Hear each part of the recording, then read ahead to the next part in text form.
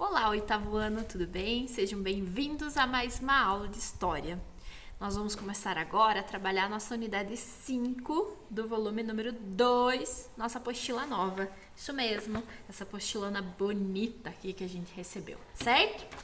Muito bem, gente, então corre lá, pega a apostila, pega material, pega a caneta, pega marca-texto e vamos estudar, certo? Eu vou dividir essa aula em 2 vídeos, tá? Então, vídeo 1, vídeo 2, você assiste e depois faz as atividades propostas, beleza, gente? Então, vamos lá. Gente, a unidade 5 chama assim, Ideias Iluministas na América. Para chegar nas ideias iluministas da América, vamos dar uma relembradinha no conceito de iluminismo, tá? Vamos lá. O iluminismo foi um movimento filosófico, intelectual, social, que ocorreu no século XVIII na Europa, certo? Principalmente na França. Esse movimento iluminista, né, ele tinha como base a racionalidade, o uso da racionalidade e a defesa das liberdades individuais, da liberdade, do direito de igualdade. Inclusive, né, foi tema da Revolução Francesa, lembra? Liberté, égalité, fraternité. Liberdade, igualdade e fraternidade.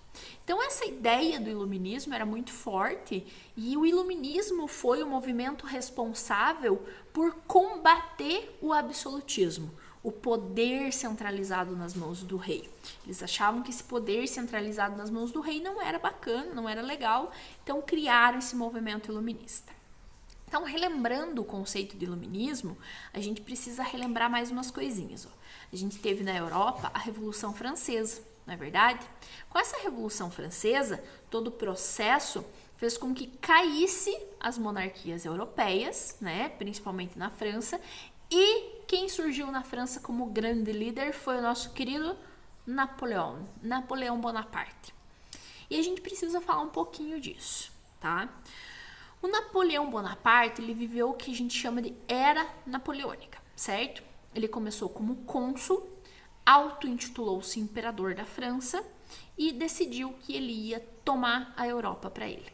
Base, né? Tipo, simples assim, só isso. E ele conseguiu, gente. Ele conseguiu realmente tomar muitos países para ele, incluindo Portugal e Espanha, né? Que a gente precisa entender. Portugal e Espanha tinham colônias aqui na América, né? Então tem toda uma relação junto. Como a Europa estava passando por esse processo, certo? De iluminismo, Revolução Francesa, independência dos Estados Unidos, né? Acontece que essas ideias chegam até aqui a América, certo? E é disso que a gente vai começar falando agora. Sobre, gente, pega lá na página 4, Iluminismo chegando na América e a influência do iluminismo no Brasil, tá? Gente, como que esse iluminismo chega na América? Ele atravessa o Oceano Atlântico, literalmente, né? Por quê, gente? Muitos estudantes americanos, né, tanto da América do Norte quanto da América Central, América do Sul, de famílias de pessoas bem ricas, famílias abastadas, eles iam estudar na Europa. E aí chegavam na Europa e tinham contato, né, com essas influências iluministas, com essas ideias iluministas, e quando eles voltavam para a América, eles tentavam implementar. E isso deu certo, gente. Por quê? Porque aconteceu a independência dos Estados Unidos, né? Os Estados Unidos conseguiram se libertar da Inglaterra, conseguiram se tornar um reino independente. E isso influenciado por ideias iluministas pelo John Locke lá, que era um filósofo iluminista.